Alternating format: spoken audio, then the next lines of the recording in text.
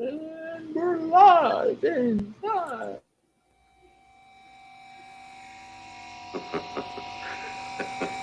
No.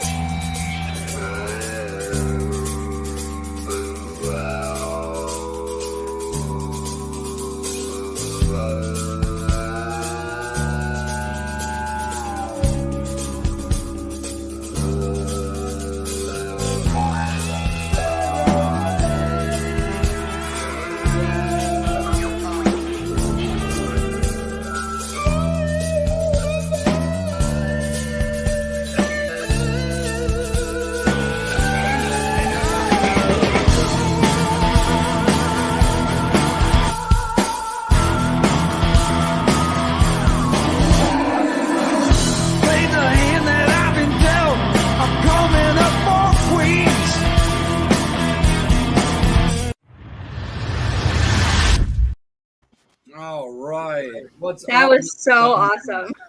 Oh, thank you. Thank you. What's up, Metal Summoners? We are so stoked to be back with you guys. Thank you so much for kicking off your weekend in the middle of the week and dropping down on your island of misfit toys with Angel, with the one and only Psycho Steve, featuring Dime. And we will have Bobby on in a little bit. And I'm Jay. You guys also know me as Salem for anybody who was prominent and hanging out with us at Masquerade. So we also want to, again, thank Brad and Angie and all of the BLE camp for putting on Masquerade and inviting us out to be a part of that festival. Thank you so much to the 2300 Arena in Philadelphia as well for hosting the venue, hosting the event. And we really appreciated being involved and having a really good time with that. So thank you so much as well to them. And thank you again, Metal Summoners. We appreciate you guys as well, coming at you live as always on this beautiful Wednesday. Speaking of beautiful, we felt it very appropriate to up the gorgeous quotient when it came to this show. And stop. Yeah, don't worry. It's all right, Steve. And you too, Dime. But we really appreciate our guest that's hanging out with us this evening. We've got her on a joining us, coming out from the Midwest, from a little bit of Chicago. You guys know her from TikTok, from Instagram, from her work with Spin Magazine and being a music, rock, and metal content creator. Erica LeAnn, thank you so much for joining us. Hello. Thank you so much for having me. I'm so excited. Absolutely. Thank you again so much. And first and foremost, like I just mentioned, I mean, we got to jump right into that because that is awesome. So you recently were working with Spin Magazine and got to enjoy Lollapalooza. Yes. That was so cool. They reached out and they were like, hey, we're doing kind of a search on TikTok looking for 3 creators. This is like a brand new thing that they're trying to do. Kind of like almost like a news reporter, like back then with MTV. That kind of feel they were hoping to get. So they had 3 of us and we got to interview bands, and every day we did like a daily roundup kind of thing, just recapping the major events that happened at the festival. Like, you know, if like something crazy happened on this one stage, or, oh, did you see this happen at this stage kind of thing. So it was just such a cool experience. That's awesome. You're constantly out at festivals and supporting the scene, which is something that we love, that we're really big into. And that was actually one of the things that drew me to you and reaching out to see if you'd be interested in doing the show. But just overall, how was Lollapalooza for you? And have you been to Lollapalooza before? Yeah, so being from the Chicago suburbs, it's very easy to go there. So this was my 4th year attending, but this was the first year that I attended doing kind of like business work. And the thing I like about Lollapalooza is usually, like you said, I go to a lot of festivals, but a lot of it is centered around rock and metal. So Lollapalooza, they'll get like a couple rock bands, but looking at the lineup, you see right away, like it's not very rock and metal, you know? So it's kind of nice for once to have a little bit of diversity with concerts and shows, like seeing like a pop band or seeing like some rappers or something. Like it's just like a fun, different kind of thing, you know? Absolutely, for sure. And we touched about this briefly right before we went on air, so we want to kind of circle back around to it because it was just super duper cool, is that we were just talking about you not only seeing Green Day at Lollapalooza, but you were invited to their little private small show that they did in the little club right in that area as well. And the one thing that I thought was super cool about that is a couple of years ago, probably about a year or so before COVID hit, Billy Joe did a very small run of club shows of his own with his solo band. And he actually did one in Baltimore that I was able to go to. So I know that feeling of like somebody like that of that caliber doing a really small little club show. But yeah, talk a little bit about the difference between seeing them on the stage that people are used to seeing Green Day versus the club that you got to experience. Yeah, I mean, I think first of all, in general, there's always that question that people ask, like, do you prefer smaller venues or bigger venues? And there's pros and cons with both. But I think one of the biggest like pros, I would say, with those smaller shows, like that after show with Green Day, is just that personal experience you get with the band. You know, you're closer up. Usually, the people that are there are big fans. It's just such a personal experience. It just feels, yeah, it just really personal. Absolutely, for sure. Steve, let's kick it over to you, bro. It's all you. All right. So I went to the first Lollapalooza, so I'm old enough to be your dad. So here we are. But it's cool. So what got you into doing the whole TikTok thing and doing the spin thing? Did you go to school for journalism, or are you in school for journalism? So funny thing, I went to college and got a degree in molecular biology. So all like nothing to do with music. And when I was in school, COVID hit, displaying my age here. So I downloaded TikTok because of pandemic boredom, and really quickly on my For You page, I saw a lot of videos of like emo challenges, but it was like kind of those mainstream songs. Like they're great songs, but I was just like, you know, where's Rob Zombie? Where's Rammstein? Where's System of a Down? Like I'm not seeing any videos with that kind of stuff. So I would purposely look up hashtags like hashtag Godsmack or something, just trying to find creators that post, you know, more my style. And I didn't really see much. So I then came up with this little series called Jam With Me, where I would have a band. The first one I ever did was Avenged Sevenfold, where I would make an audio compilation of just like 5 to 6 songs, a couple songs that are mainstream, a couple songs that I find to be underrated, a couple of my favorites. And I'd put it into this little compilation and just kind of film myself rocking out, jamming out to it. And people liked that. I'm like, okay. So again, it was just pandemic boredom for fun. I never in a million years thought I would be in this position because, again, I was going to school for wanting to be in the medical field. And here I am. So Sweet. Fun journey. Gotcha. So what was the band that made you decide you're a metalhead or a rock fan? So I actually grew up listening to metal. Like every time my dad would pick me up, he always was blasting. A lot of it was, so I got very into new metal. So the first bands I remember really, really loving was Disturbed, Godsmack, and Both My Valentine. And then I got more into like Slipknot. And then also at the same time, I was getting into bands like Cheetos and Attack Attack, kind of like those scene bands, if you will. And then it just hasn't stopped from there. Right on. How about you guys? Yeah, absolutely. What were like your introductory metal bands? All right. Well, I would have to say the first band I ever heard that was metal, of course, because like I said, I'm old enough to be your dad. I heard Metallica on terrestrial radio for the first time. It was when they first aired in Jersey, was the first time. But then I would have to say, but the band that really drew me in to being a metal head was Pantera. Nice. So Pantera and Slayer, and then Anthrax, but more Pantera. So that's awesome. Anthrax is actually on tour right now with Society and Hatebreed. I was just at their Minnesota show last weekend. Nice. So we had Joey on the show a couple months ago. Oh, that's so awesome. He's such a sweet guy. Really nice guy. So, and his hair is real. Just it's real. Is that what you asked on the show? Or you like, we need to know? You know, that was one of the questions. That's like, you know, I was going to ask you that. That was going to be my next round of questions to ask you about your hair. So, but yeah, so I would say Pantera was like the first and all be all, and still to this day is my favorite metal band of all time. So you were probably stoked about that Pantera reunion Ooh. thing. Well, Ooh. All right, so we talked about this. We'll talk about this with you. no, we did. We'll talk Absolutely. about it. Okay. No, but absolutely. Roll with it, Steve. Okay, so the thing is, I love everybody that's in the band that is playing, from Phil to Charlie to Zach to, Rex. But I honestly don't think they should call it Pantera. I agree with that. I agree. Thank you. So, they should call it like a tribute to Pantera, call it Cowboys from Hell, or, they have a great song named after me, fucking Psycho. They should, I'm just saying, or, call it Planet Caravan or something that, and say a tribute to Pantera, because there is 2 members of Pantera in the band, and I know Zach will do Dime justice because Dime and Zach were very tight.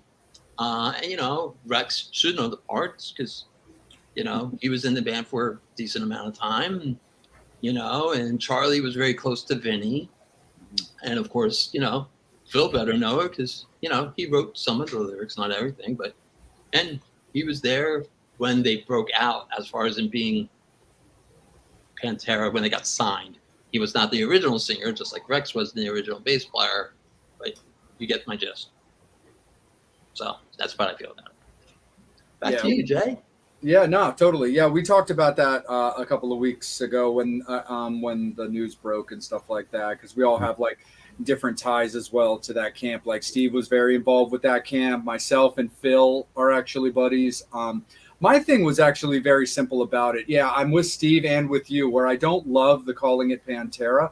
The way that I kind of looked at it that I thought would work really well for it is actually very similar to what the Misfits are doing right now. So I would have liked them to call it. So like Phil Anselmo's got a band that he's actually doing with Bill Moseley from like House of a Thousand Corpses and all the Rob Zombie. They have a band together. It's called Phil and Bill or Bill and Phil, something like that. But that was kind of the way that I looked at it, where with the Misfits thing, they're doing the whole, original Misfits, Jerry Only and Glenn Danzig featuring Doyle Wolfgang von Frankenstein.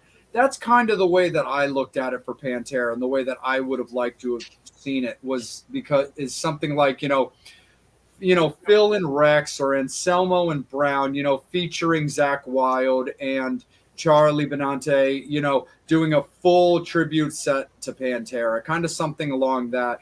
Because the other reason, too, why I didn't love it, and this is just simply the unfortunate bad luck of losing Vinny, let alone the fact that we had already lost Dime, was that the 2 surviving members of what we know as Pantera, Phil and Rex, have also already done a band together in Down. So, like, seeing them together without Vinny and Dime is kind of old news. And that's kind of the reason I wanted them to stay away from calling it Pantera, but just kind of doing what it is, just who it is, who it's with, and what they're doing. That's kind of the way that I liked it. So I thought that was cool. But Angel, I'm going to kick it over to you real quick to answer Erica's question. What got you into metal? Motley Crue and Bon Jovi. Nice. What I loved about Motley Crue was that they were not your typical guys next door, like grunge wanted to be, or guys next door that you can relate to. I loved that they were 4 badass rockers that didn't play by the rules. They were just themselves. They were 4 larger than life characters. And that's what I love about Motley Crue, and that's what I still love about them today. They're not trying to grow up. They're just trying to give you a great kick-ass rock show. And thank God they don't want to grow up, because I don't want to grow up either. Absolutely, for sure. They're not metal, though. They are. Yeah. Bon Jovi's metal? Bon Jovi, maybe not, but Okay. Motley Crue. I'm telling you, dude, it's bad enough you took his parking spot. I had no choice. But Yeah, then I would say then the first band that got me into the music was just basically Kiss, but they're Right. not metal. No, I get it. I mean, the first, like for me, the first band I ever loved that I really sunk my teeth into was Green Day. This was this was pre Dookie and stuff like that, because after leaving Massachusetts, I went to California. So I grew up started my life in California. So stuff like Gilman Street and all that old school punk stuff was stuff that I was familiar with. But I love Motley Crue. It's still my favorite band for 30 years. But when it comes to the first band I really got into metal wise, because I've always been like a heavy like goth person, is that's Typo Negative. I love Typo Negative. Still a crazy person for Typo Negative to this day. And so that's always been my big thing. Is my two preferred genres first and foremost are 80s glam and any type of like just kind of goth stuff. So whether it's the 69 Eyes or Him or Typo Negative, or even just kind of any kind of industrial type stuff, whether it be Depeche Mode or Ministry. Funny, I was actually talking about that with somebody recently. I love Ministry, but I also love that old like Bauhaus style of Ministry. I love what they do now, the industrial metal. I think it's fantastic and it's really, really entertaining. But I loved that old creepy Ministry from back in the day. So I love all that kind of stuff. So I was definitely really into that for sure. So you kind of brought up like an interesting question. I don't know if you guys are going to ask this question as well, but kind of a follow up to what bands got you into metal. Sure. What's like your main? You kind of answered it, but what's your main subgenres about? Like, what's like your main stuff that you're always listening to? Your favorite? Yeah, it would. My main genre that I've always ride and died with was always glam. But yeah, my favorite subgenre would really be anything that kind of falls into that category of that kind of goth. It's really kind of like goth / like emo, because there's so much similarity to that kind of stuff. Like I can go it, and also I'm a big horror punk guy. Really anything that's creepy, which is actually something that I was gonna bring up in a little bit later, but we can get into it now. Is I wanted to do a segment on creepy bands. So I'm a huge Typo Negative fan. I've been, into the Misfits all my life. And one of my friends used to be the singer of the Misfits. But I love all that kind of, any kind of like dark casket horror type stuff. So even things that are more like the darker type stuff. I've got a big soft spot for pop punk, for mall punk, as I like to call it. I like My Chemical Romance. I'm going to see them in Philadelphia at the end of the month. So goth would probably be my favorite subgenre when it comes to bands like Typo Negative, the 69 Eyes, Him, Hardcore Superstar and stuff like that. How about yourself, Steve? What do you think? What's your favorite like subgenre? Lionel Richie. Fair. Okay. Is it me you're looking for? Exactly. No, I would have to say, if we're going to talk that, so she touched on it a little bit, and another Chicago-based band, Disturbed. I love Draymond's voice. I saw them, okay, I'm going to show my age again, CBGB's, when he wore a like a jumpsuit from when he was in jail. And then that was part of his like stage getup, and then he also wore a a straitjacket, and he would get out of the straitjacket singing, which was pretty badass at CBGB's. Nice. And then found out he's a Jew like me, so we sang in Hebrew together, which was pretty rad. So, but I would have to say them, and then I would have to say like I love Anthrax. I love John Bush's voice, because that one album they did was something Sound of White Noise. Sound of White Noise. Great album, because his voice on freaking like Only, but then you got Anthrax with Joey, and you got the classic stuff with like I'm the Man, and, Belly of the Beast, and they did Got the Time, a Joe Jackson cover, and they did an amazing tribute when they did the Kiss tribute album, Kiss My Ass. And they did Parasite. Steve, were you into Anthrax with Neil? I liked it. It was just, the thing is, if I was going to go that heavy, then I would still go back to when Metallica was good, because I thought St. Anger should have made a coaster. out of it. I thought that album was atrocious. So speaking of which, it's right here. No, but no, I would think like Metallica from like Injustice for All and before was really, really good. Like Ride the Lightning was classic, Kill 'Em All, Garage Days Revisited, because they I'm not saying Bob Rock didn't do a good job. He did a fantastic job. Look how many albums, that freaking album, the Black Album, and it just catapulted them to another level. But then when Saint Anger came out, when my friend played it for me, I was just like, this is Metallica? And there's no credits on like who produced it or anything. And I heard it was Bob Rock, but they wouldn't let him put his name on it. I think he was behind the board, and it was just like Lars saying, all right, you're going to push this button here. You're going to bring up the drums and make me sound tinny, because that's how I felt. But then of course, you got your Exodus, some old school thrash and metal bands. I loved Maiden, just, Bruce's voice. Happy belated birthday, by the way, Bruce Dickinson. And then, of course, I love Paul Di'Anno. And then, Priest was great because I've seen Priest. Now, I don't know if you consider Queensryche a metal band, but like I saw Queensryche open up for Kiss in like '83. So, And, you were so young. Yes, so young. Yeah, my grandmother took me to it. It was at what was it called? Right in New York City. What's the name of it? Radio City. It was pretty awesome.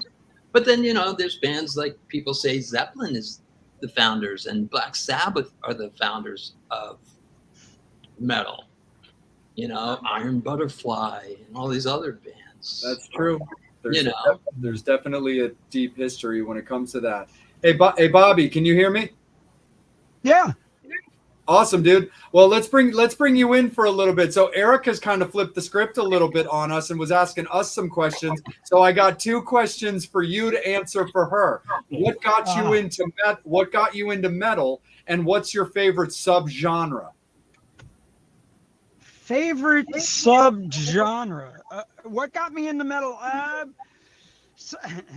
And I'm gonna go back because I'm the old fart of the group, and I poop metal, literally, since I have these rods in my hip and everything else. But I gotta tell you, what got me into metal? Elton John, Saturday Night's All Right for Fighting. That had to be it right there.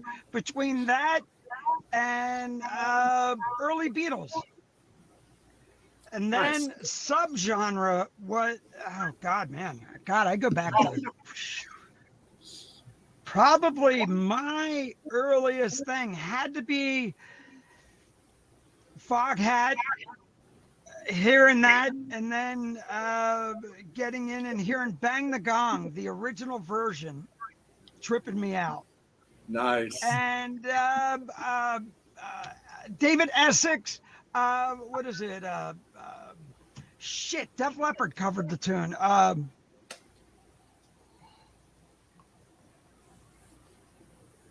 Hey, no. Fuck, can't think of it. Brain fart. Told you I'm old. It's senile days. That's all right, dude. No worries, man. Rock On by David Essex. Oh, Rock On.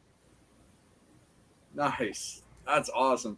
Yeah, you definitely bring in like that old like history, like prog type stuff when it came to like. Well, it's not even that. A little bit of look, Bowie had to been hearing Bowie and seeing that kind of really tripped me out, because it was that whole period of like Bowie, Slade, the androgyny back then, where it was like.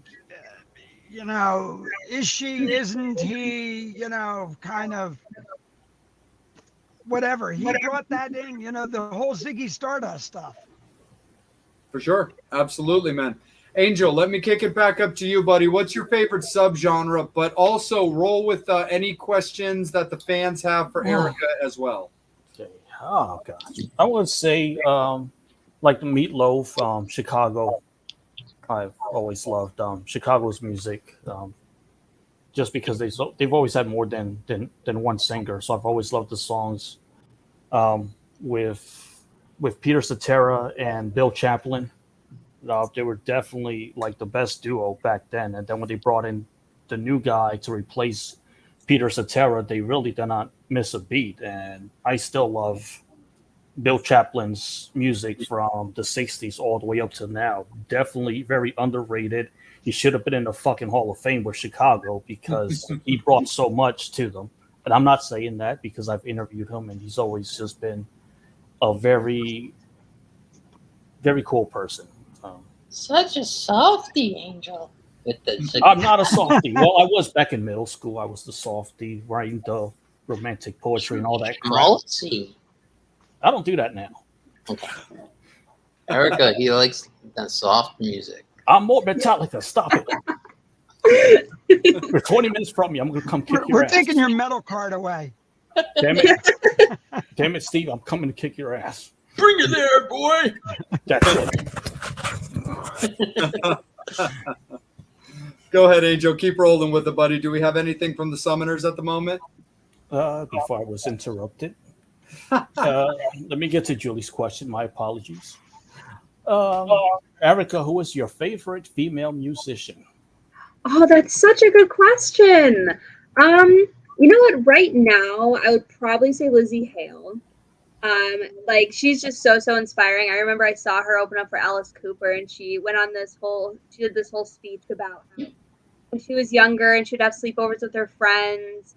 None of her friends liked the music that she liked, and I just very resonated with that. And she always just puts amazing energy on stage, and yeah, I love her so much. And I got a question for you, Erica.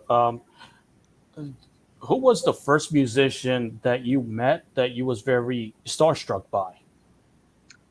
Okay, so I actually have not met many musicians. I would probably have to say Anthrax, actually. I met them in 2017, I think. They were at Chicago Open Air, and they were doing, like, a signing.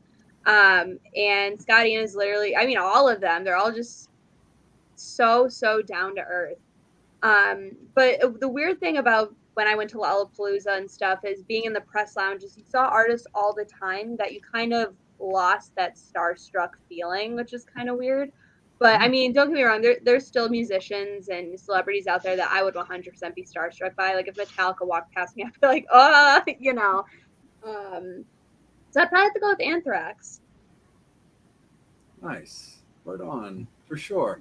So one of the bands that I wanted to touch base with you, Erica, because from my understanding, they are very near to you, is System of a Down. Where'd you get that from? Oh, I think I saw it from some girl on TikTok or something. I think she was speaking highly about them. But let's talk about System of a Down, because we can talk a little bit about them in a couple of different ways. First and foremost, what was it about them that really got you into them?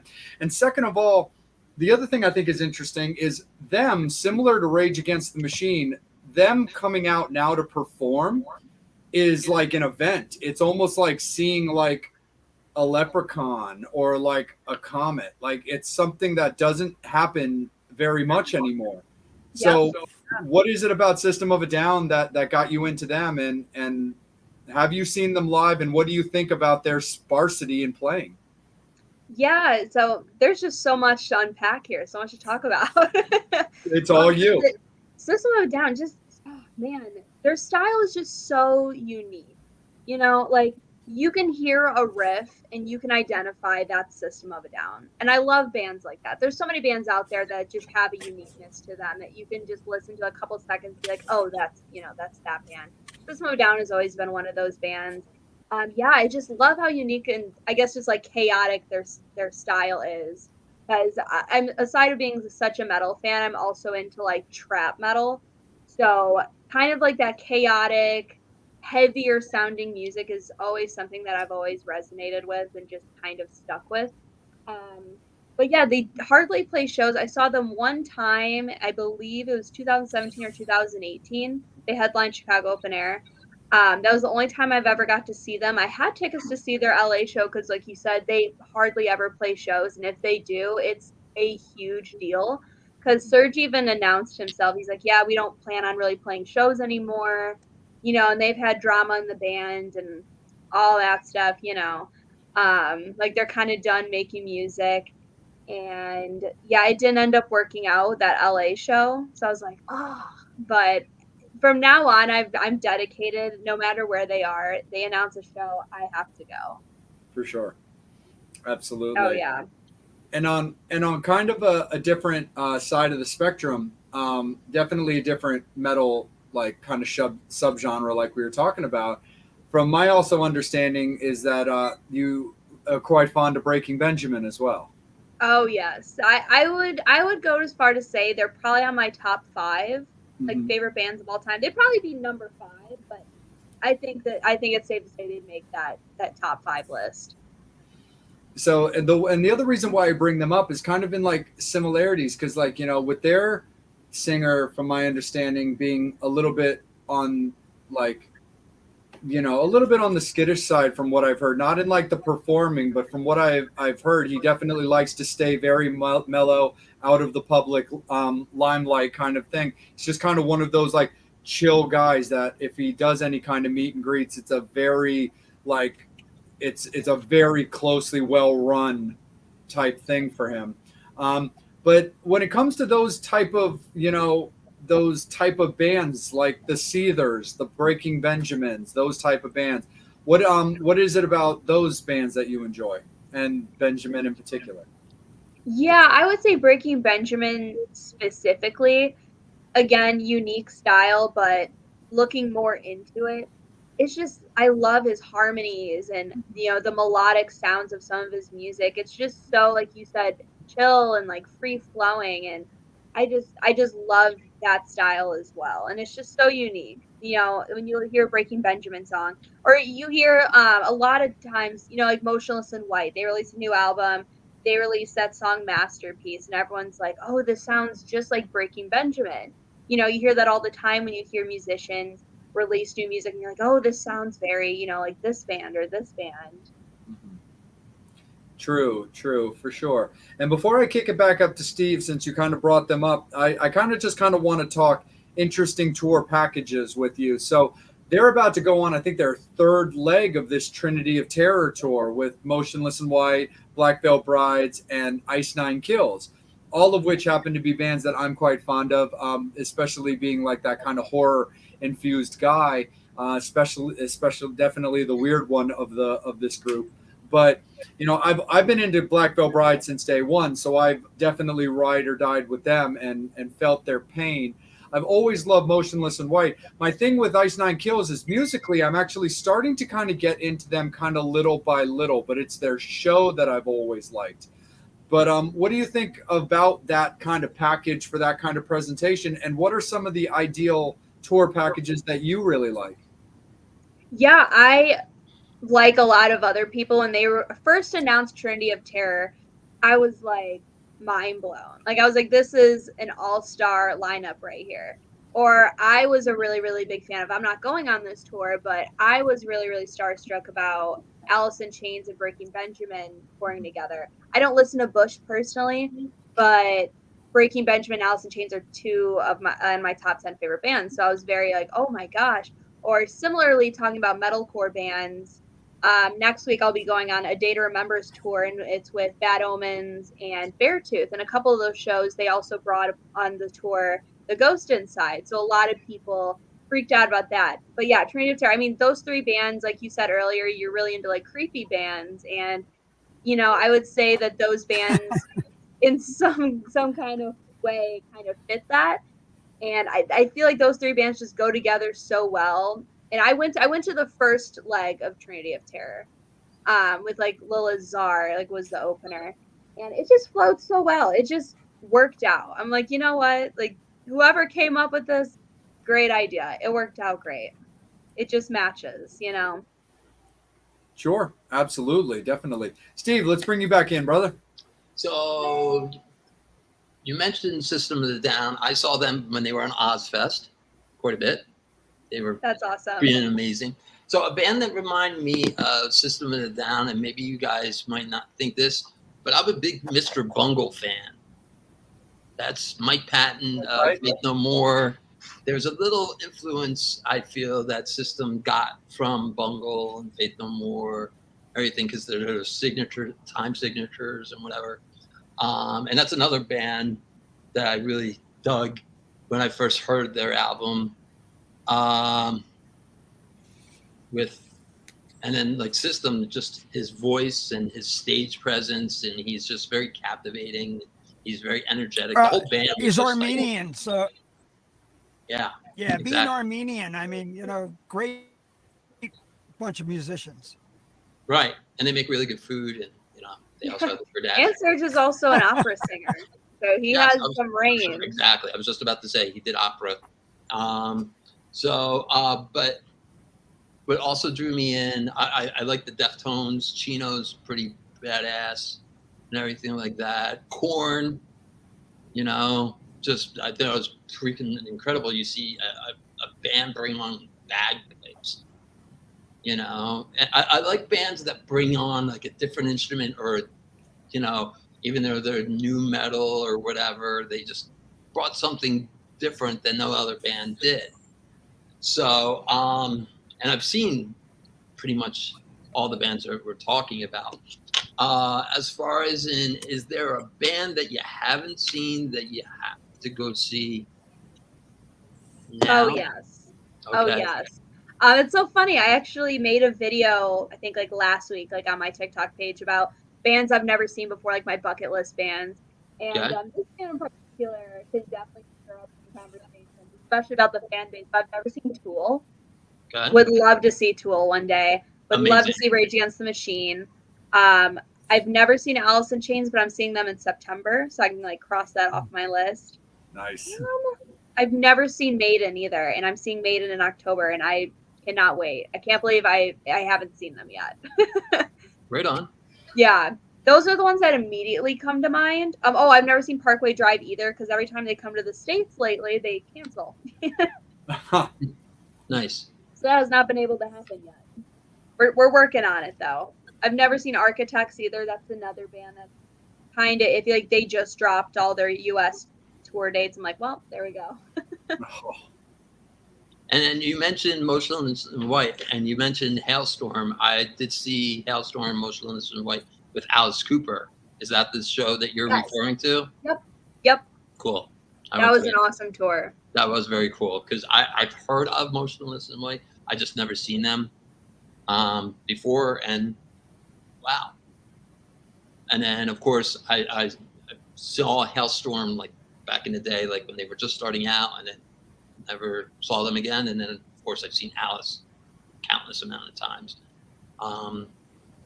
So as far as in bucket list interview, is there someone that you really, really want to interview that you haven't, or you? Oh my gosh. I tried for Lollapalooza to interview Lorna Shore. Didn't end up working out, but I tried. That would have been so cool. I guess, I don't know. I do have like bucket list bands. To me, they kind of seem like, I don't know if that would happen. Like, I would love to interview Avenged Sevenfold. Like that. Wow. A lot of like Slipknot. Any member. I would love to specifically talk to Sid. Sid's my favorite from Slipknot. Or like Corey Taylor. Like that would be just out of this world. Let me think. You know what? I would love to talk to Trivium or Gojira as well, or Avatar. Like such huge fans of their music as well.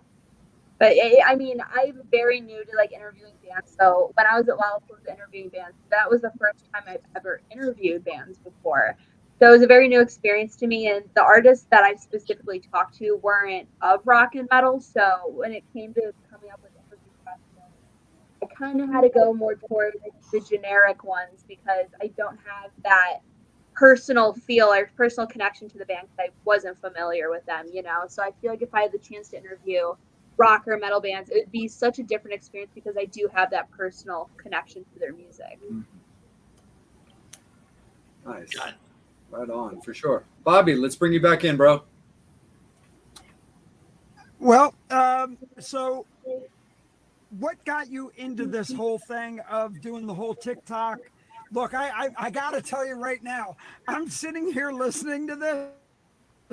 I swear, I feel like when I taught my parents how to, send an email, I'm like, I have no fucking clue what half these bands are. I'm like, I got to get out of my wheelhouse. I'm the old fucker here. And I'm like, oh my God. I'm like, who, what? I'm like, God damn it. I got to start listening to different shit. Just check out my TikTok page. Yeah, there you go. Look, me trying to look, I have ADHD and OCD. And you on TikTok, I'm like, oh my God, I need more Adderall trying to follow you on that. I'm like, whoa, slow down. She's like here, there, and it's like, I'm like going, thank God, you're enough to give somebody a seizure. Just one song, one band after another. It just keeps on going. Oh my gosh. So on that end, let me, explain to the old dog of the thing. What the F is TikTok? And how did it become so popular? Please. Yeah, same thing I want to know. Yes.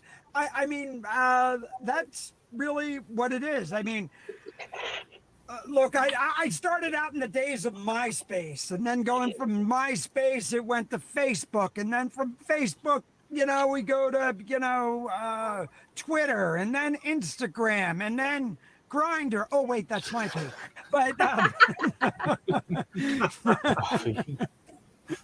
so TikTok, basically, it's like a platform where you film very short videos. So it's very convenient, easy. It's different from YouTube, because YouTube, typically you do like 10-minute videos, but TikTok, it's like 60 seconds.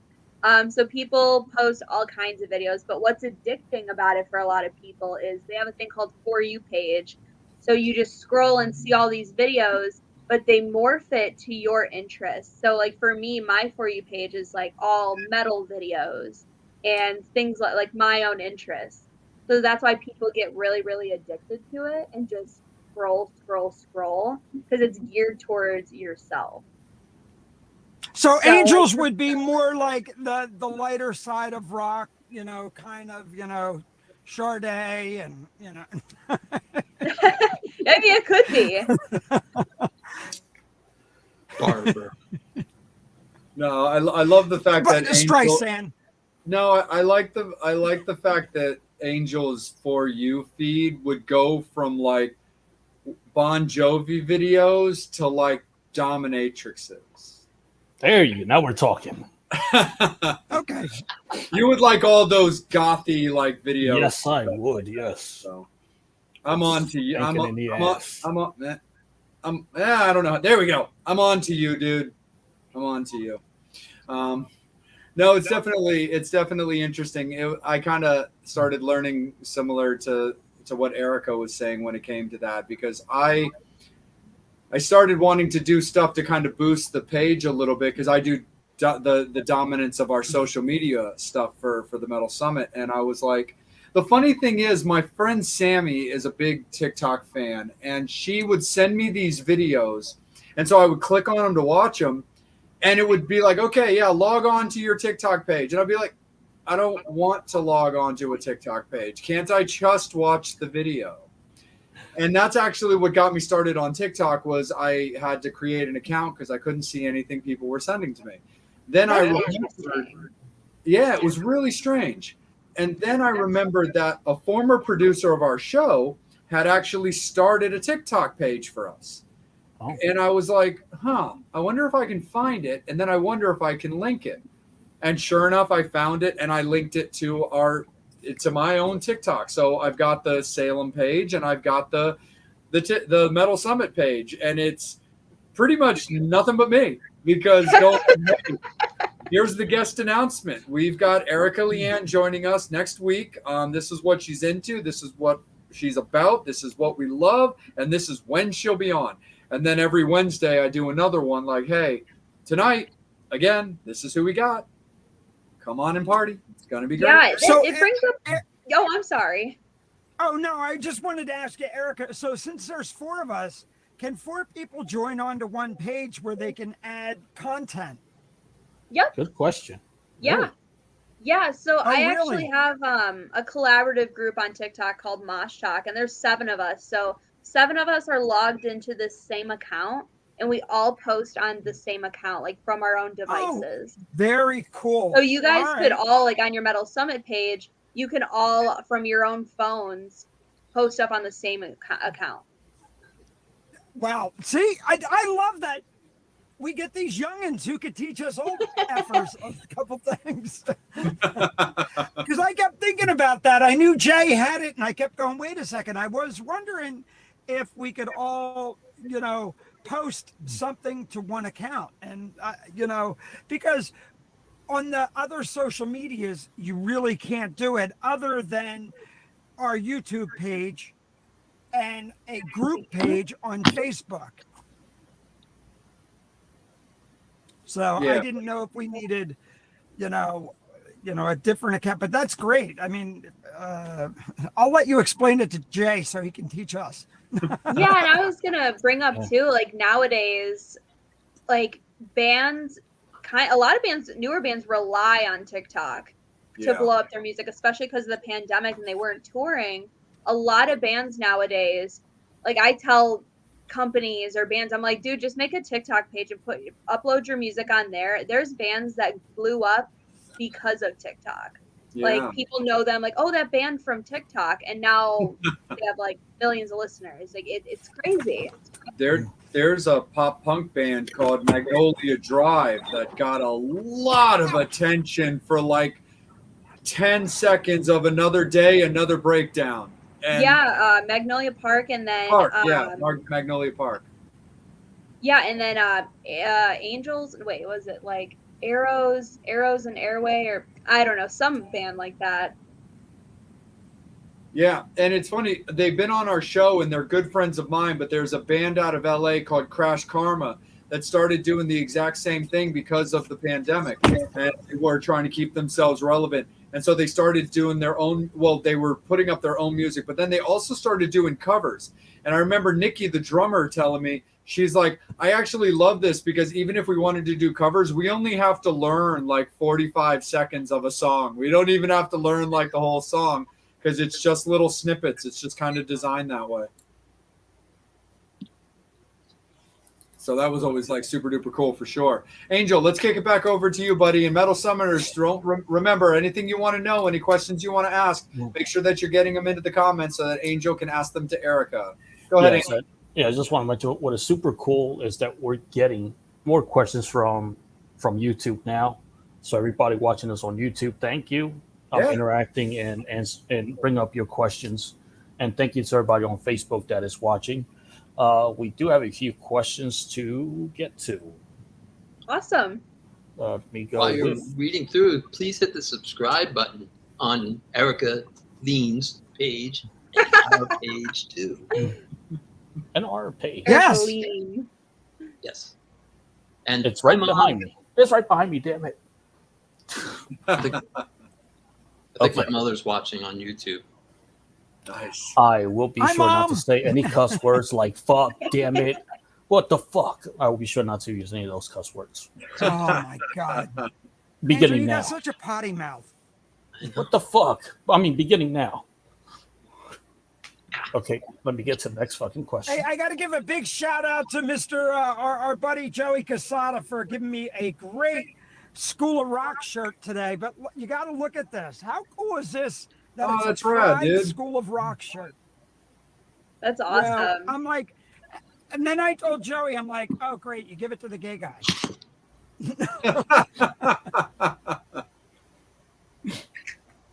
Okay, I promise I stop cursing starting now. Action. Okay. Heavy Metal Joker has a question. Hey, Erica, first of all, miss you. What's the band that saved your life? Oh, I love that. Hi. What comes to mind is 3 Days Grace, but older, like 3 Days Grace, like with Adam as the singer. Not the singer.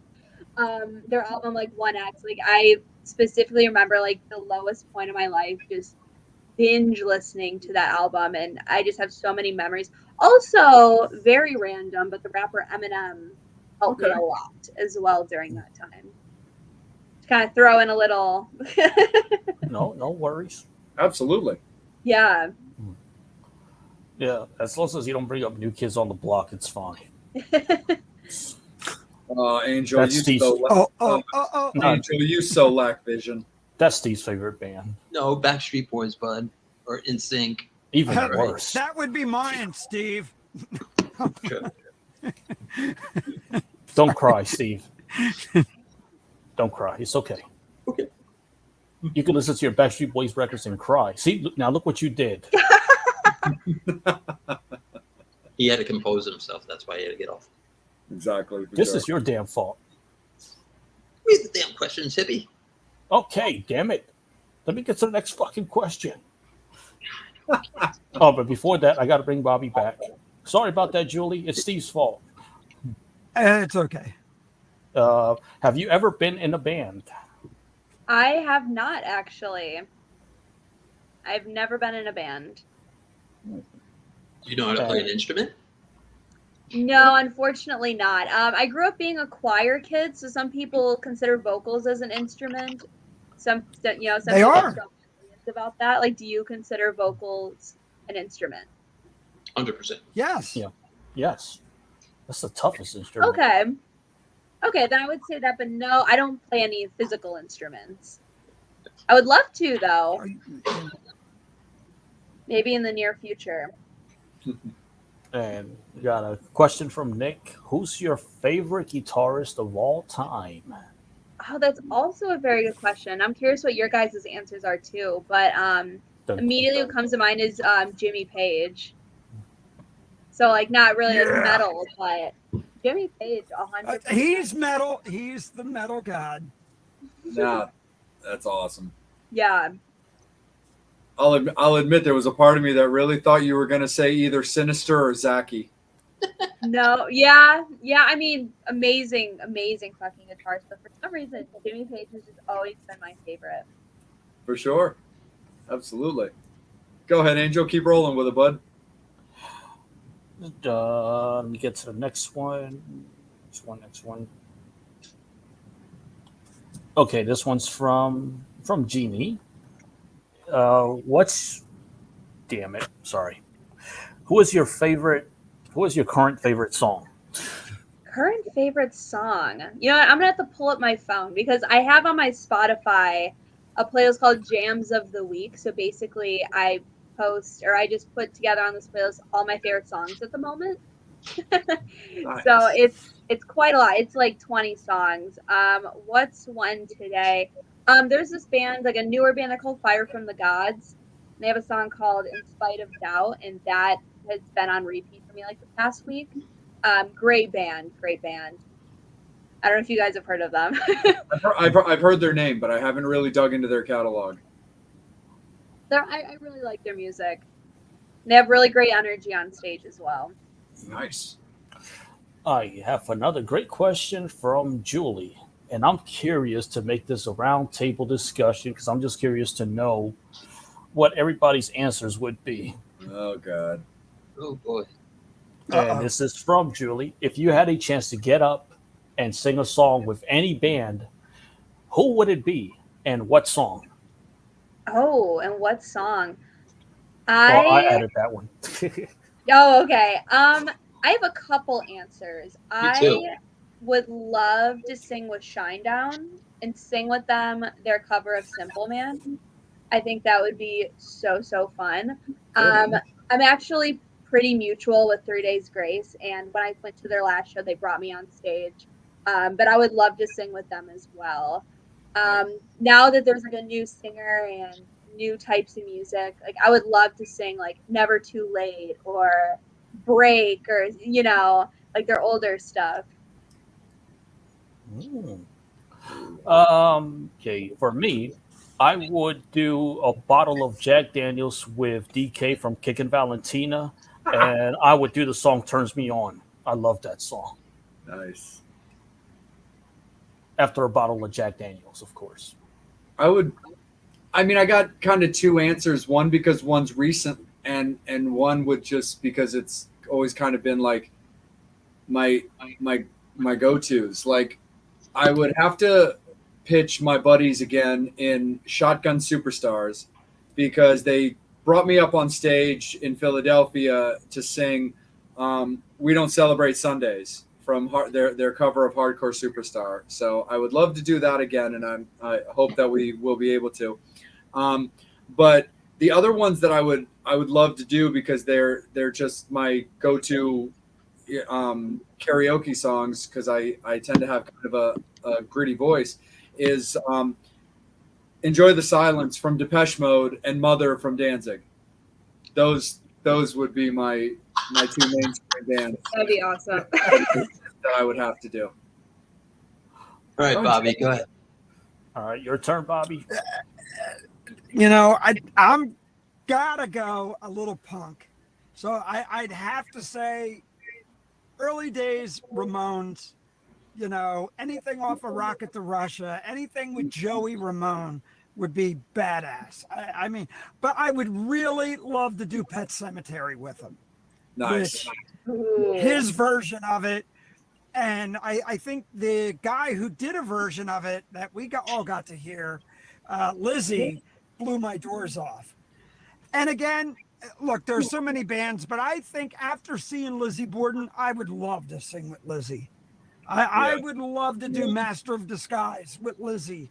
And just, you know, I mean, the guy, I haven't had my ass kicked like that in a long time. And that had to have been one of the best 30-minute shows that I've ever seen. I warned everybody, and people didn't take me seriously. No, we didn't. You know, in our interview we did, you know, look, really, it was, what an underrated singer for a guy who's did a lot of,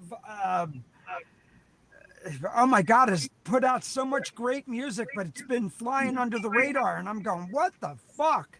Yeah, definitely got to be Lizzie now as current, but definitely going back to the Ramones, doing something, you know, God. Absolutely. All right there, Face for Radio. All right, Steve. Steve. You got for us, Steve? Okay. I'm terrified. You ready? Nope. Diana Ross and me doing Endless Love. Oh, you're hilarious. It's Lionel Richie, man. Come on. It is. It is. Okay. Then I could just hear it with that Jersey voice. I can't be sober hearing Endless this from love, lady. Oh my God, it would sound like Jerry Lewis. exactly. Dude, Erica's gonna screen every interview offer she gets now. She's gonna be like, "All right, send me your show first." She already blocked me from TikTok. So Well, From TikTok. It's like secretly. she's I like, gotta Psycho Steve, really? Block. And then I would have to say, Uh-oh. All right. I also love the song that Frank Sinatra did with Barbra Streisand, "I've Got a Crush on You." Okay. It was really amazing. And you called me Mr. Softy. Well, because my grandma. But That's why. But Oh, Steve, sorry. would you change that? I got a crush on On Jew. Yeah. on you. There you go. Then, if I was going to pick like a rockin' song or a metal song, I would Yes, probably Steve, want yeah, to get do that. like "Walk" by Pantera. Oh, that's a good one. Nice. Well, That'd be you might be awesome. able to next year. Wink, wink, nod, nod. Maybe. Yeah. I'll throw you on stage. Yeah. So, I got two more tough questions for you, Erica, and these are going to be tough. I hate to be in your shoes. Okay. I'm surprised no one said "We Are the World." Just saying. All right, go ahead. Gosh, that's cheesy.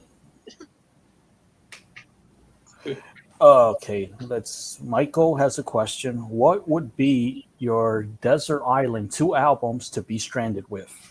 Wow, Only that is a 2 albums. very good question. Dude, at least he had the courtesy to say 2. Usually it's 1. Yeah, it's like so hard.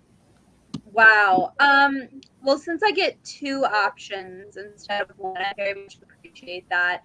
Avenged Sevenfold's self-titled album would definitely be one of those albums.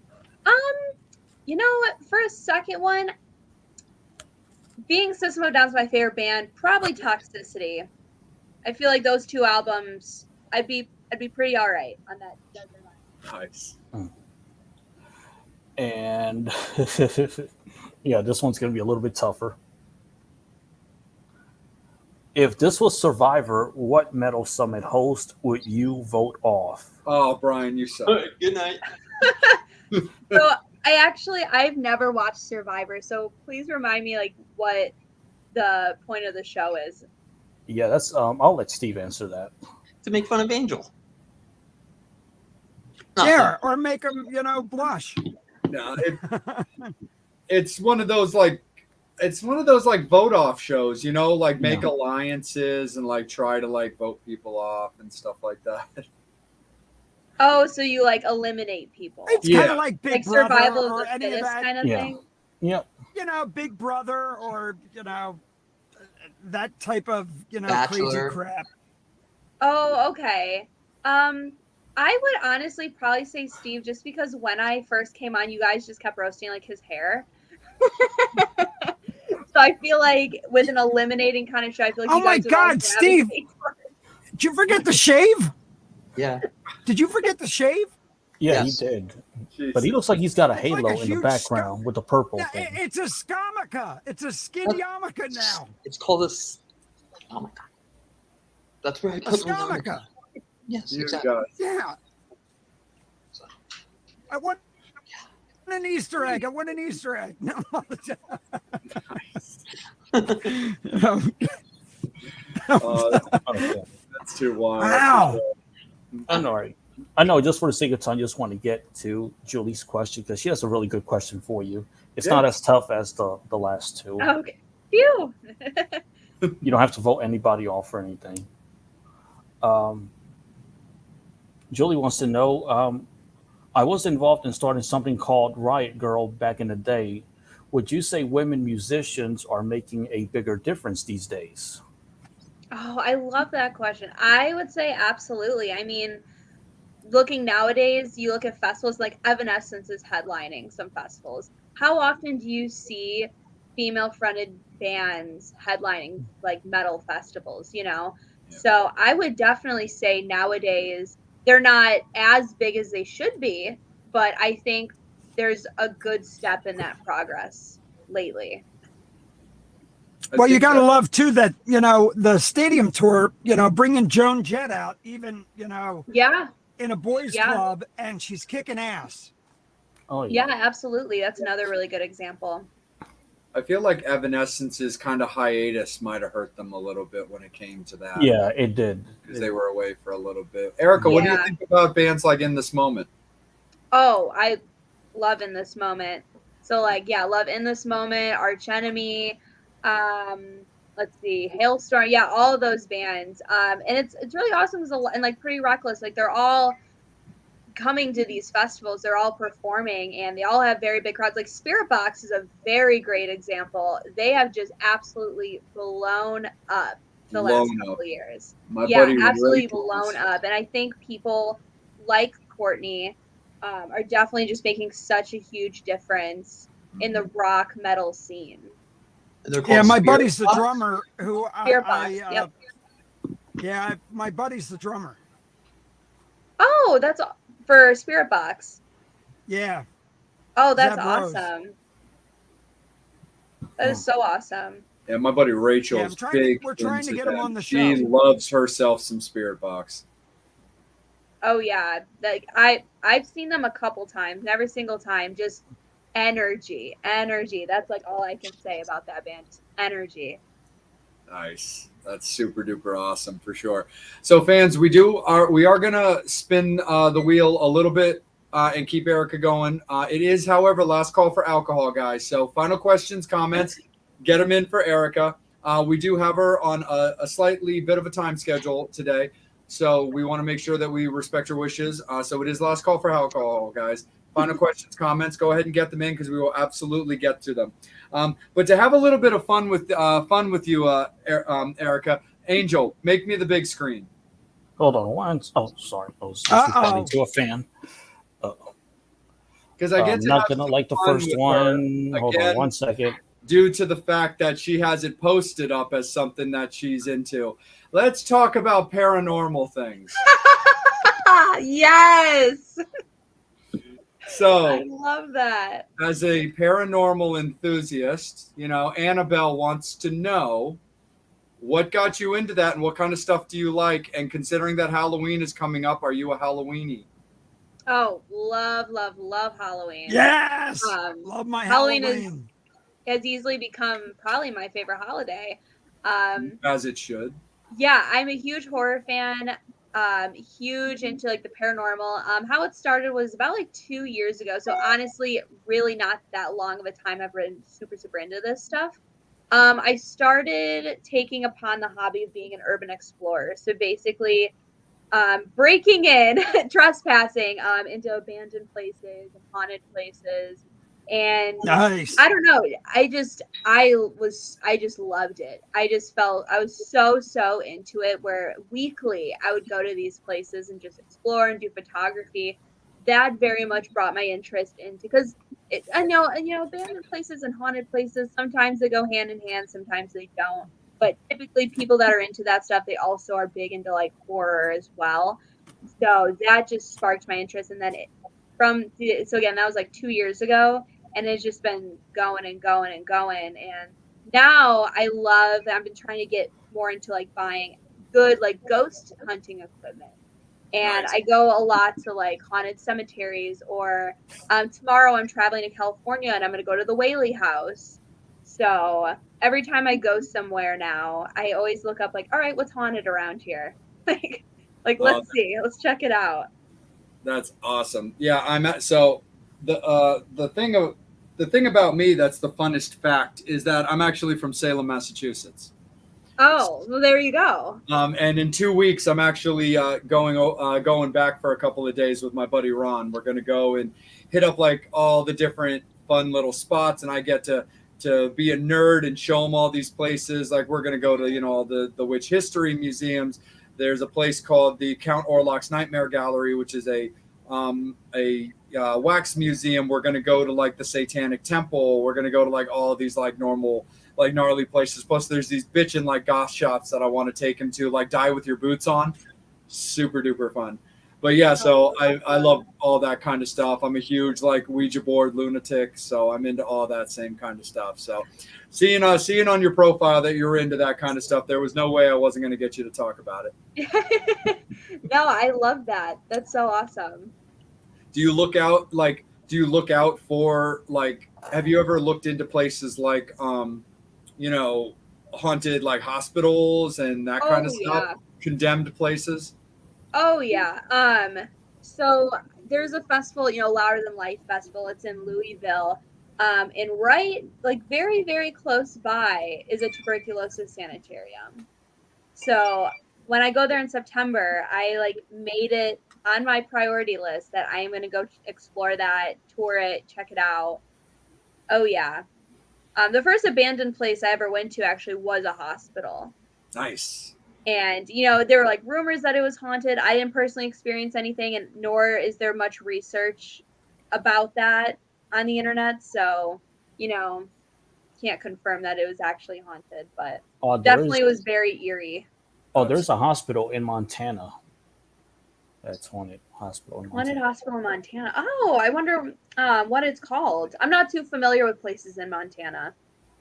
Nice. That's super. Are you into like oddity shops as well? Like, things in jars, like, medical equipment, like just weird shit. Oh yeah. Yeah.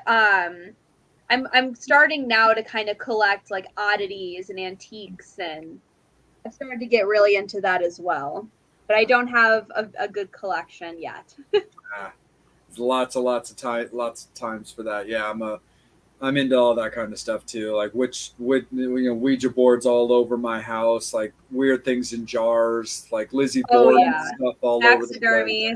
Taxidermy, yeah, all that kind of crazy stuff, like things that are around my house that are just kind of looking at me and smiling, and people are like Annabelle's right in my living room by my couch. Like you see her as soon as you walk in the door, and people are like, why? I'm like, why not? I'm like, don't come into my house without acknowledging her and saying hello if you don't want something bad to happen. You know, always just gotta say hi. That's his daughter. Yeah, what can I say? Kids never really worked out. It's all right. Steve, let's kick it around to you, man, while we spin it around the dial one more time. So when people follow you on TikTok, except me, because I know you blocked me, you follow them back? I unfortunately I don't. I don't. On TikTok, I follow around like 110 people. So it's usually I just follow like other creators. Nice. There's like no like specific reason why. It's just like I follow people like I personally know. Gotcha. All right. And then as far as what is the next concert you're going to? Ooh. You know what? I think it's my concert next week. I'm seeing A Day to Remember with Beartooth and Bad Omens. So newer metalcore bands. Cool. That's my next show. And then in September I have 3 festival weekends in a row. So I am so stoked for that. You're going to Blue Ridge, aren't you? Yes, of course. Yep. Yep, I'm going to Blue Ridge and then Riot Fest in Chicago only to see My Chemical Romance. Nice. Just to see them. That's it. And then the next weekend is Louder Than Life Festival. So it's just like boom, boom, boom. It's going to be super duper crazy at Blue Ridge because there's so many bands and so much going on. Much. I forget which day that they're playing, but if you get the opportunity, try to see if you can check out my buddy Michael's band. They're called Vampires Everywhere. They're from They're from Las Vegas. His favorite movie is The Lost Boys, and that's where the name comes from. But good showman, good catchy tunes, kind of that he's got that ability to go from screaming to clean vocals and stuff like that. But they're just a good time. So just as a new band recommendation for you to check out, I think you would probably enjoy them. Oh, thank you. I'll definitely keep that in mind. I've heard of them. Awesome. Right on, for sure. Angel, how about some more from you, my guy? I'm going to combine both questions. They're from Michael and Nick. Okay, so it has to do with Kiss. So, your favorite Kiss song with Eric Carr and Vinnie Vincent in the band, and favorite Kiss song with Bruce Kulick in the band? Oh, man. I'm going to be honest. I am not too familiar with older Kiss members. So I don't know how to properly answer that question because I'm not sure what albums each of these musicians. I know Vinnie Vincent did Lick It Up, and Bruce Kulick did everything after Mark St. John. Yeah, Mark St. Well, Steve, you're the expert on this. You am I though? Yes. Oh, okay. Sure. Yes. After Animalized, Bruce was on to Unplugged, which was yesterday's anniversary.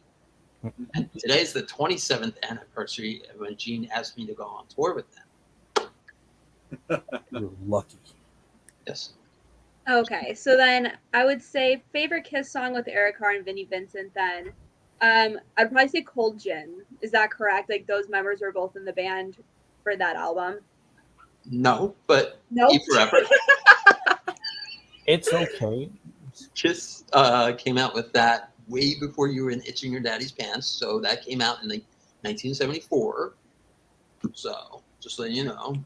So, okay. So Eric and the only album that technically Eric and Vinny were on together was Lick It Up and Creatures of the Night. Yeah. Okay.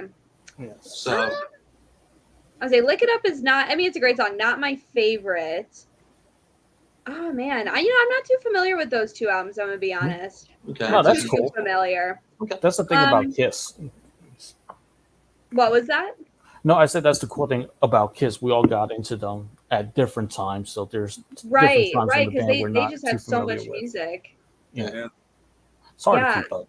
It is. So then remind me again, when was Bruce in the band? So he started in the band in technically 85, 86. So any album from like Animalized, Asylum, that basically So all had their like 90s stuff. 87 to 95. Yeah. Oh, to Yeah, 95. Okay. yes. So I would say, oh, I love Psycho Circus, but that doesn't No, that doesn't count. but see, Gene and Paul were on it, but but Peter. It says Peter and Ace were on it, but they weren't really on it. So, Okay. like, How Ace about played a song. Crazy Crazy Night? So is he There a you part go. of the Yep. There we Yes. go. There we Yeah. go. We got there eventually. Yes. So Eric and Bruce were on that. Okay. There you Okay. And I happen to love that song and that album. That is a great album. Yeah, because we're all like various different like Kiss people, but like the guys all tend to be more classic Kiss, like 70s Kiss. Okay. And I'm like the 80s into 90s Kiss, where I love all that stuff. Black Diamond, Love Gun, absolutely love those songs. Know every word, can sing them in my sleep. But there was just something about like that 80s era into the 90s when you were giving me Crazy Nights, when you were giving me Tears Are Falling and Heaven's on Fire, right up to Unholy, when they got very gothy and angry, which I loved. Which Vinnie Vincent wrote. Very true. That is a Oh fact. yes, I think Strutter will always be one of my favorite Kiss songs of all time. Oh, there you go. Right on. Which also came out before you were born, 1974. Yep. Question from Michael: your favorite Pretty Reckless song and album? Okay. So I don't listen to them enough to have a favorite album. I only know a couple songs, but my favorite song would be 25. But yeah, I don't listen to them too much. Like I'm not familiar with their music enough to have a favorite album. Okay, and the next question is: have you heard of the band Eternal Frequency? I have not. My answers are just going downhill with these questions. No, it's no problem. Trust me, But yeah, I have not heard. But I would be curious as to what subgenre they are or what bands they're similar to. I believe that they're rock. Okay. And Julie wants to know, since we're talking about these big shows, do you also go to smaller shows? I do. I feel like I go to smaller shows more than bigger shows. I'm being from Chicago suburbs. There's a venue called The Forge. It's so small, but they always have bands there. Like I saw Anthrax and Killswitch Engage tour together there. I've seen Shine down there. And it's very, very small, and it's very close to me, so it's like convenient, But yeah, I go to a decent amount of smaller shows. Another question from Julie: have you ever done a stage dive? I have not done a stage dive, but I do crowd surf quite a lot. I love our fans. They're so But but there's always security to catch you at the end. And of course, my question is the one that Jay always asks. Where can people find you? Well, On the major platform is TikTok, so it's Erica LeAnn _. Same name for my Instagram, same name for my Twitter, and soon to be, I'm going to be starting up a YouTube channel, which would also just be Erica LeAnn. Very, very cool, for sure. What besides going to these shows, like what would you, let's just kind of put you on the spot, just kind of in a fun way. What would you say? Love that. No, yeah, because like I said, one of the things that drew me to you was your connection and protection of the scene. And what is it about rock and metal, not only as a whole, but also that you get to experience, that you would love to put out there or hold so dear? I mean, I just hold so dear to my heart just how wholesome the community is. Being in the community, it really made me realize how far from alone I am and how a lot of metalheads experience similar things that people tell them, like, oh, you worship the devil, or oh, you're this, and this. And at the end of the day, the nicest, most down-to-earth people I meet are all at metal shows or a part of the metal community, and everyone just has each other's backs. Like when you go to shows and You see it all the time. Artists are like, you guys know the drill. Like if someone falls, you pick them up. If someone needs water, like you hydrate them, you know, like everyone just has each other's backs. And I've been to shows outside of metal where people do not take care of each other and they're just rude and they just don't care. Like if you fall, like you're staying on the ground. Like it's really sad. And so I keep it very dear to my heart just how caring and loving the community really is.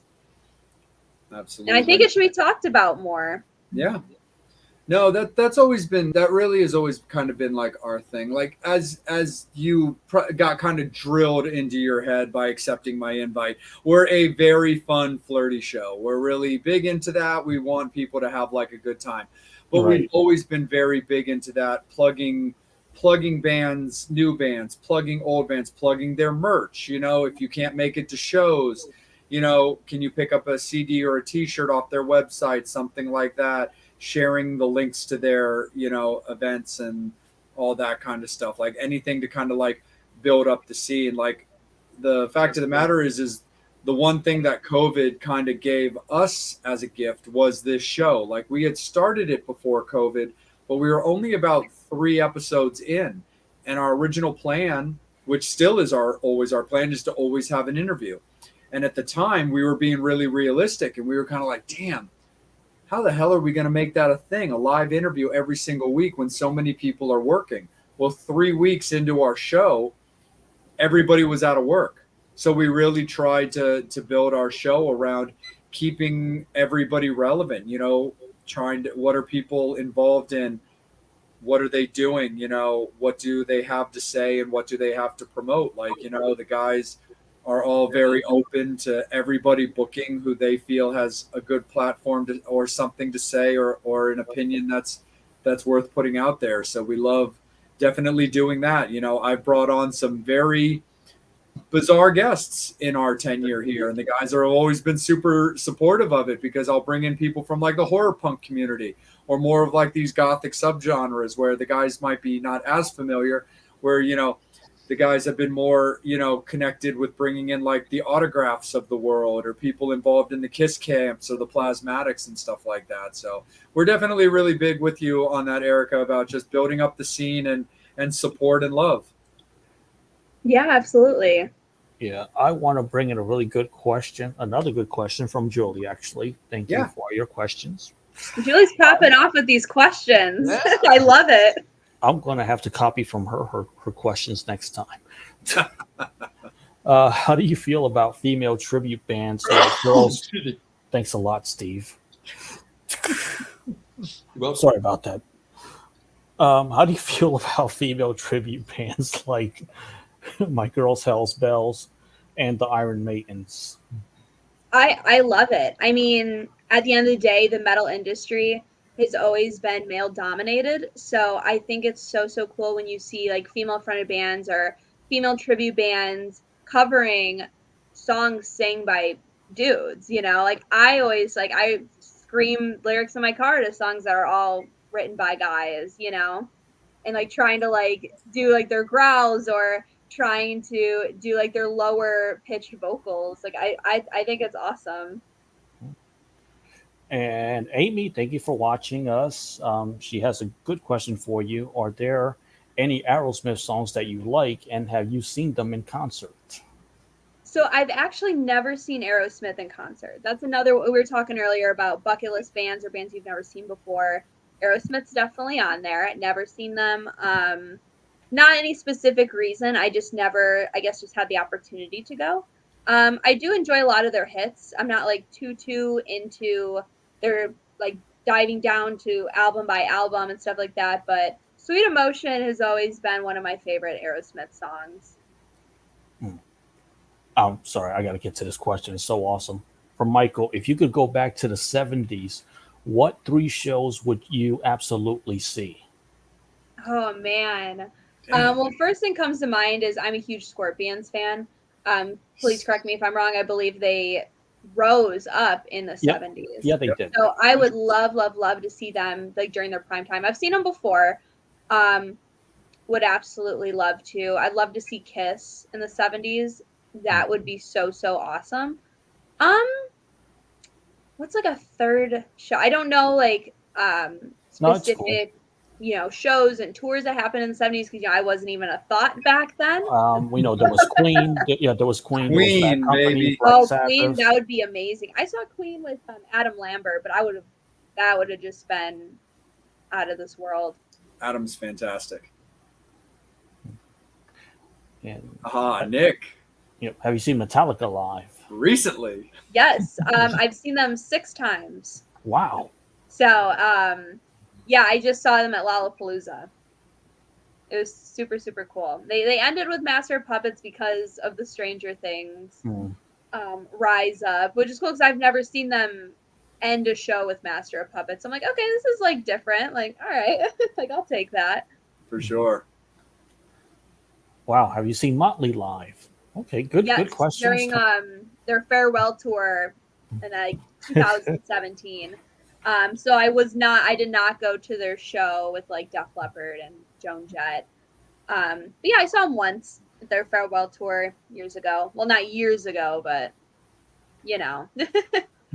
Oh gosh, this one. Y'all keep coming up with some really great questions. Yeah, these are all really great questions. Okay, artist or any genre that is your guilty pleasure. Oh wow, I have a lot of like quote unquote guilty pleasures. I'm a huge I love Bruno Mars. I also love Billy Joel, definitely like a guilty pleasure of mine. But I mean, is it really like a guilty pleasure, Like, should you feel like that's a very interesting topic to like should you feel guilty about listening? You know what I mean? Let's see. So you said artist. Oh, and then any genre. I'm a huge jazz fan, actually. I'm very, very into jazz. Nice. Who do you want to see? Oh man, so many bands. I think we touched on this earlier. I want to see Tool so bad. I never got into them until recently, and I got like real into them. So nice. I'm sorry. Go ahead. Oh no! I was just that was pretty much like I would love to see Tool. All right, everybody knows that I love DK, and he has a question. So I'm gonna get to your question in a minute, DK. But I just got a question from Kyle. Your very first record that you bought with your own money. Ooh. Good question. First record I bought with my own money. I collect vinyl records. And I have just tons and tons. So I'm like trying to think. I'm like, oh my gosh. Because every time I go, I buy like 5 altogether. Oh man, it had to be a jazz record. Surprisingly, most of my vinyls are actually not rock and metal. They're actually jazz. So I'm going to assume that it was probably Frank Sinatra or Dean Martin. Nice. I love this question from DK. Have you ever bought a bootleg concert shirt from the parking lot? And what was the last one? That's an amazing question. I love that question. I've never been asked that question or seen that question before, so I love that. I didn't buy it. My dad bought me it at Chicago Open Air. They were selling like the lineup shirts in the parking lot, but that was actually the only bootleg concert show shirt I've ever got. Usually I just walk past or I just get merch like from inside. Nowadays with merch, they really got to catch my eye, for me to buy a shirt. Like it really has to have something special about it for me to get it. Yeah. I just have, you get to a point where you just have so many where you're like, all right, like I need to have a little bit of self-control here, Truer words were seriously never spoken on that. Gosh, I still got a few more questions. Cool. I apologize. No, you're all good. Angel, go ahead and rip them off, bud, because we do have to cut Erica loose in a bit. Okay, would you ever go to a concert at Montreal's Olympic Stadium? This is the infamous concert that happened in '92 where James Hetfield burned his arm with the Guns N' Roses. Yeah, that was 30 years ago. Oh wow. Monday that happened. Yeah, I would totally go. I've never been to Montreal, so Me neither. definitely it's on my list of places to go. Okay. Julie, my apologies for all the jokes about grunge music. I'm from the Seattle area. Do you enjoy grunge music? I do. I do have a soft spot for like, like the big four of grunge, so like Soundgarden, Nirvana, Alice in Chains, Pearl Jam. I do. I like on my Spotify, I have a specific playlist just for those bands. Well, not just those four, but like 90s grunge, like all together. And I'm going to give the last question to Michael.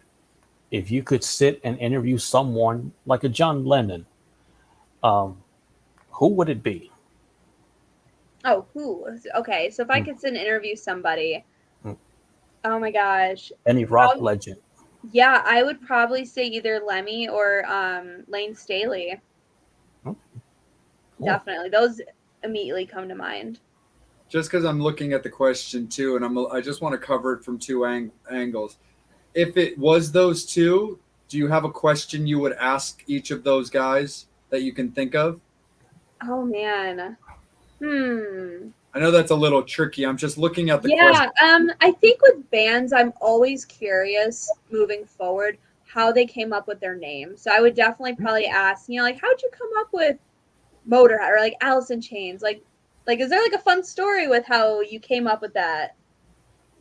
I actually know the answer to the Motorhead one. Oh, there we go. The last song that he wrote with his band Hawkwind was called Motorhead. Oh, wow. Oh. Didn't know that.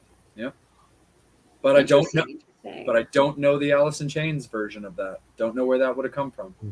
But if you interview Jerry Cantrell, you might be able to ask that question. That's true. Wow, that would be just insane. Absolutely, for sure. Well, Angel, let me jump in here right quick. Erica, go ahead. Thank you so much. We took care of all the questions. What's up? Yeah, we took care of all the fan questions. It got was them all? just after you said last call, it was literally question. Yeah, they definitely jumped on last call for sure. Which, hey, we always appreciate that, Summoners. We love you guys because this is your show. So thank you so much for being involved, Erica. Thank you so much, love. We really, really appreciate you taking the time. And our big thing is that you had a good time. It was worth your time, and that you enjoyed the questions you were asked. Yeah, I loved it. This was so awesome. Such like the types of questions you asked, like those are such cool questions. I loved it.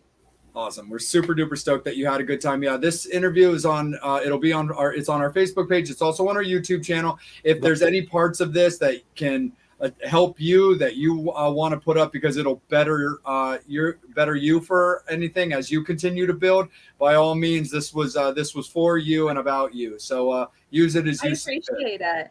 Yes. I appreciate you guys having me on here. Absolutely. It was absolutely our pleasure. Thank you so much. Take care. You're a member of the family now. If there's anything that you ever need to promote that we can assist with, just reach out. It's all good.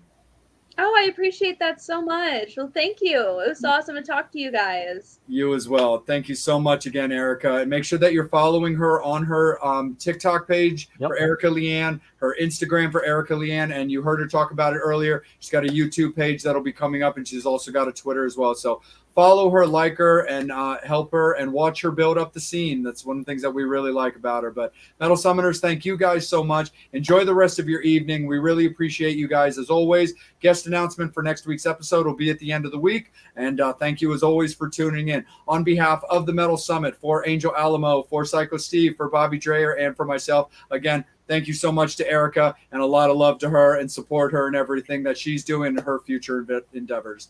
Metal Summoners, have a great weekend. We'll see you guys next week. As always, you've been watching the Metal Summit. Yep.